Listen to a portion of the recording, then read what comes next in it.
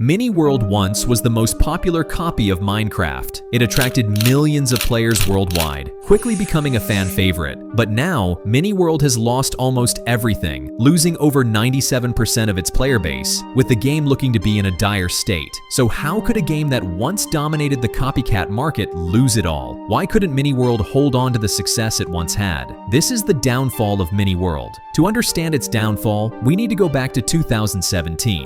That year, a Chinese company named Minivate was gearing up to release their first international game, Mini World. On November 3, 2017, the first international version was released. It was a 3D sandbox game with two main modes, survival and multiplayer. In multiplayer, players could create their own mini-games, parkour, puzzles, FPS maps, using an in-game editor.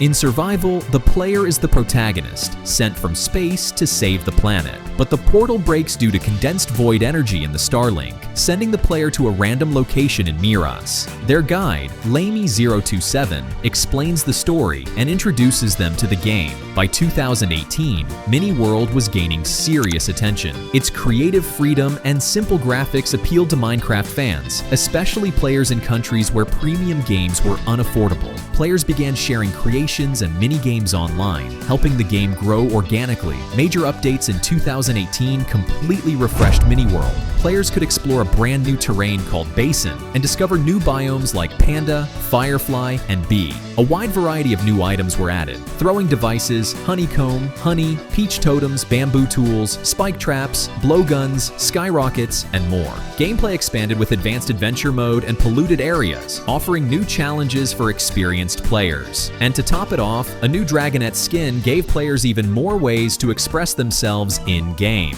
On December 8, 2018, Google Play announced Mini World as the most innovative game of 2018, causing a surge in popularity and pushing it further into the global spotlight. By 2019, Mini World had exploded across Asia, South America, and the Middle East. Its mix of creativity, multiplayer fun, and accessibility made it a go-to alternative for players who couldn't run Minecraft. Minivate expanded the community features.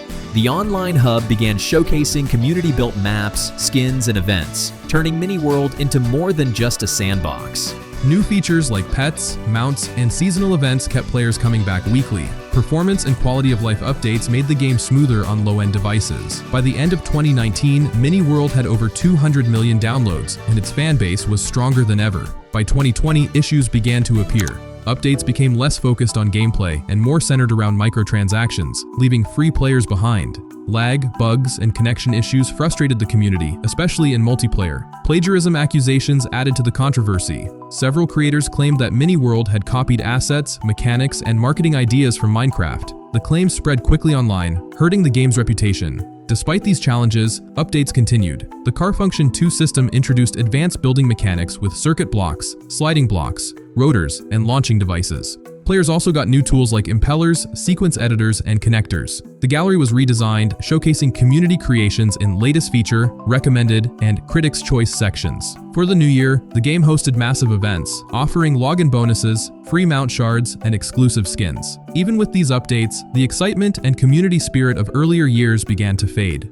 Mini World remained popular, particularly in Southeast Asia and South America. Thousands of new creations were uploaded daily. However, updates began feeling repetitive, and premium content increased in the in-game shop. Frequent updates started taking a toll on low-end devices, causing lag, crashes, and longer loading times. Although still widely played, Mini World's golden era was clearly fading. In 2022, Mini World faced a major legal challenge. NetEase, the company behind Minecraft Mobile, won a lawsuit against Miniwan Technology for copyright infringement. The court fined Mini World 50 million yuan, about $7 million, and required the removal of 230 plagiarized elements, including game mechanics and item designs.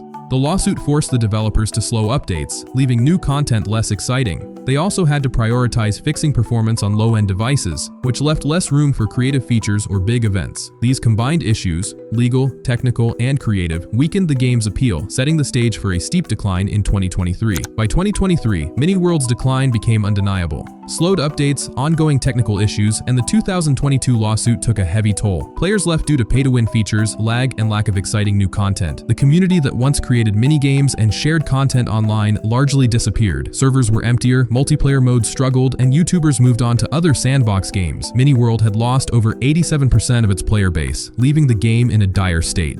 Even as the player base dwindled, developers continued releasing updates focused on bug fixes, low-end device performance, and minor events, but it was no longer enough to revive the excitement of earlier years. By 2024 and 2025, Mini World existed mostly as a small sandbox game. A small group of loyal players and creators still enjoyed the world-building tools, but the game would never return to its former explosive popularity.